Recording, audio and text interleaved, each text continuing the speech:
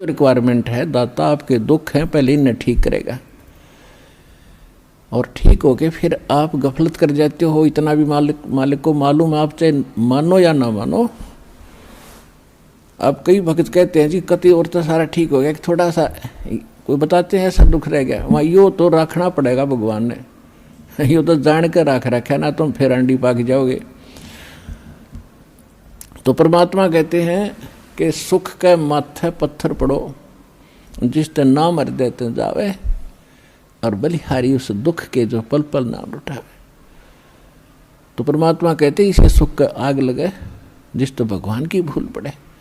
और बुद्धिमान व्यक्ति, समझदार व्यक्ति, भक्त ने ये मांगना चाहिए, परमात्मा ऐसा दुख दिए रखना आपकी याद बनी रही, ऐसा सुख ना देना जिससे आपसे दूर हो जाए, भाड़ में जाए ऐसा दुख सुख। तो पुण्यात्माओं, ये परमात्मा थोड़ा बहुत जो रखे है ये अनिवार्य ही होगा हमारे लिए। ये सोचकर आप अब ब्लाइंड फेथ करो इस मार्ग पे।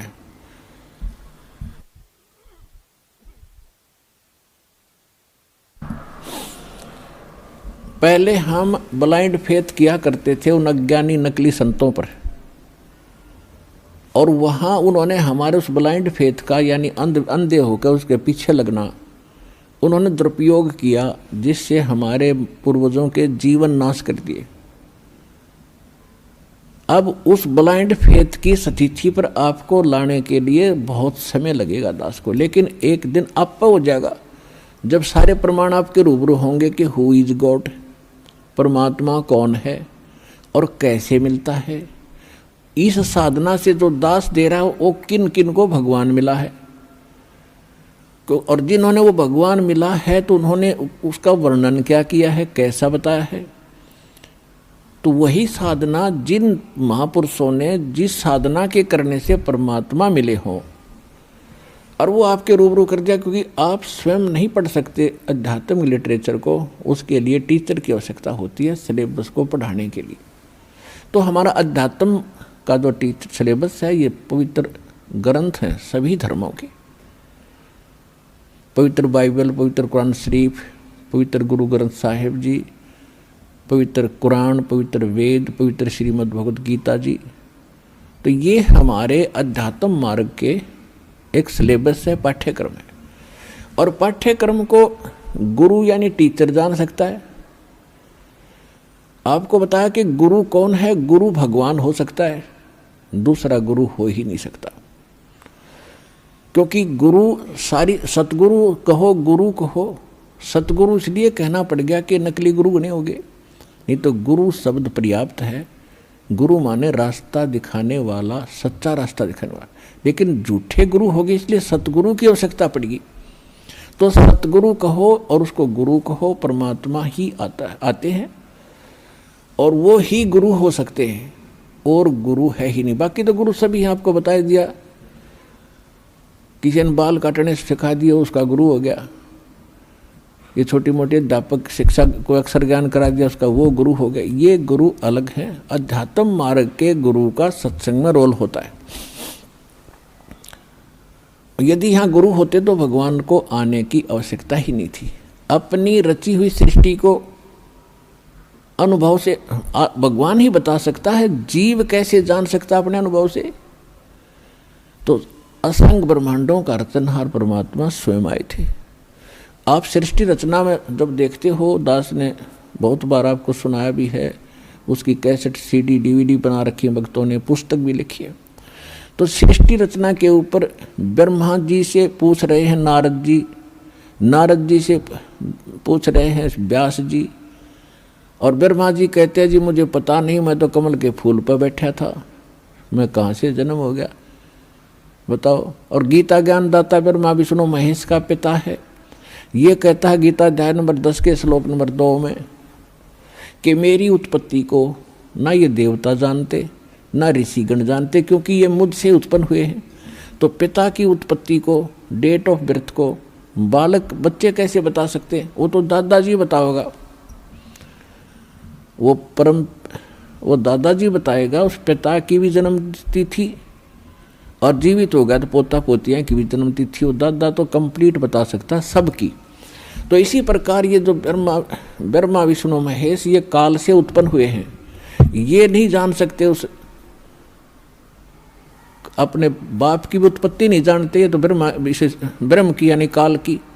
और परम पिता परमात्मा जो सबका पिता है, सबका दादा है, सबका रचनहार है, कबीर भगवान, उसने आकर इनकी सबकी डेट ऑफ बर्थ बता रखी है, इनकी उत्पत्ति बता रखी है, इंक्लूडिंग सरपुरुष, अक्षर पुरुष और ब्रह्मा विष्णु महेश तक की, और सभी की। तो कहने का भाव ये है कि इस ब्रह्मांड के अंदर ब्रह्मा जी सबसे पहले गुरु माने जाते हैं, और ब्रह्मा जी से ज्ञान हुआ विष्णु और शंकर जी को, उसके बाद सभी ऋषि महर्षि दक्ष आदि ऋषियों को हुआ, वो ज्ञान हम तक था। तो ब्रह्मा जी खुद कहते हैं मुझे नहीं मालूम मैं कहाँ से जन्मा, मत कमल के फूल पर बैठा पाया अपने आप को। तो ये गुरु है, लेकिन सतगुरु नहीं है, इनकम्प्लीट गुरु है, तो ये भगवान नहीं है। ठीक इसी प्रकार उस पूर्ण परमात्मा ने आकर सारा मार्ग बताया, और वही परमात्मा है और वही गुरु रूप में आए। तो यहाँ उस गुरु का रोल शुरू होता है। अब वो गुरु खुद आए परमात्मा, और फिर उन्होंने 600 वर्ष पहले अपने प्यारी आत्मा धर्मदास जी से कहा था कि जिस समय कलयुग 5500 वर्ष बीत जाएगा, उस समय परमात्मा ने कहा था कि चौथा युग जब कलयुग आई तब हम अपना अंश पठाएं, और काल फंद छूटे नरलोई सकल सृष्टि परवानी खोई। कलयुग बीते 5500 पाचा, जब यो मेरा वचन होगा साचा।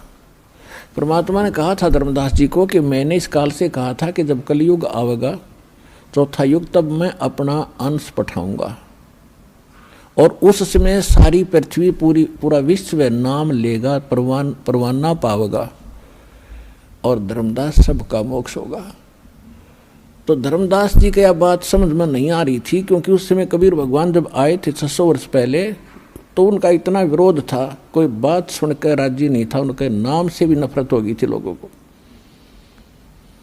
क्योंकि मुल्ला और काजियों ने और हिंदुओं के पंडित और ऋषि मंडलेश्वरों ने भगवान को इतना बदनाम कर दिया था कि ये झूठा है, कपटी है, वेद शास्त्रों को जानता नहीं है, ये सारी बकवास कर रहा है, ब्रह्मा विष्णु महेश की बेइज्जती करता है, इसकी बात भी ना सुनना।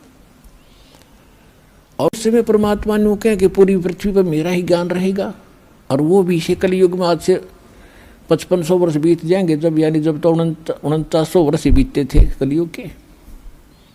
और ये भी भगवान बता रहे थे कि कलयुग में आने वाले कलयुग में तो इतने कृतघ्नी प्राणी हो जाएंगे, उनका वो कोई उनका ठिकाना ही नहीं रहेगा, ये काल ऐसा कर देगा। तो उस समय उसके गले यह बात नहीं उतर रही थी धर्मदास जी, क्योंकि वो तंत्रियामी थे, परमात्मा जानेंगे भक्त ऊपर से हाँ भरे पर अंदर जगह नहीं।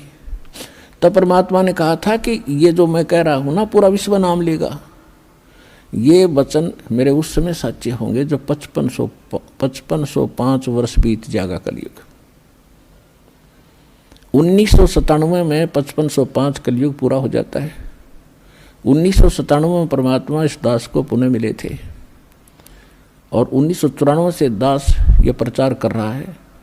तब तक सार नाम नहीं दिया जाता था, इक्का दुक्का भक्त को मैं देता था।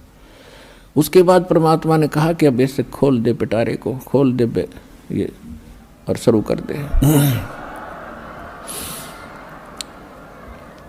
अब आ गया वो समय जिसके लिए हम इतने प्रयत्न कर रहे थे, किसी प्रकार ये ज्ञान, ये नाम, ये भक्ति सुरक्षित रह सके।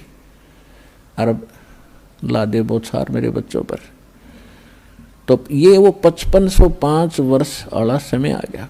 तो कहने का भाव ये है, जब उसने परमात्मा धर्मदास जी को उसमें बता रहे हैं, काल ने कहा था कि 12 पंथ करूं मैं साजा, नाम तुम्हारा ले करूं आवाजा।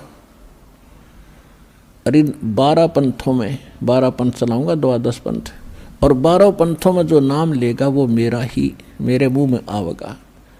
और अनेक पंथ चलाऊं या विद जीवों को भरमाऊं, जाओ जोग जीत संसारा, जीवन मान ने कहा तुम्हारा। जीव तुम्हारा कहा न माने और हमारी ओढ़ हो बात बखाने। ऐसे नकली संत भेज के 12 तो कबीर पंथ के और अनेक राधा स्वामी ऋषि निकली जितनी ब्रांच हैं, ये निरंकारी वगैरह, ये सुधांशुर आसाराम जैसे, ये कृपालु और ये सारे जितने ब्रह्म ऋषि जैसे, ये कुमार स्वामी ने कक्का पता नहीं और कितनी दुनिया को भ्रमित कर दिया। तो ये सब काल के पंथ थे। तो काल ने कहा था और अनेक पंथ चलाऊं, या विद जीवों को भरमाऊं, देवल देव और पत्थर पुजवाऊं, और तीर्थ व्रत और नकली जप तप मन लाऊं, इन में उलझा दूंगा। तब परमात्मा ने कहा था कि कलयुग जो 5500 12वां पंथ गरीबदास का पंथ होगा।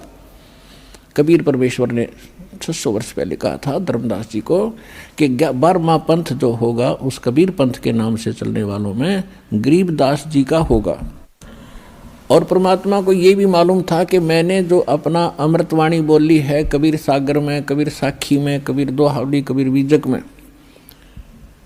इनमें ये काल के दूत कुछ ना कुछ गड़बड़ी जरूर करेंगे। जो 12 पंथ चलेंगे, 600 साल बीतेंगे, तो उसकी पूर्ति के लिए अपनी प्यारी आत्मा गरीबदास जी के माध्यम से अपनी महिमा की वाणी पुनः परमात्मा ने बुलवाई।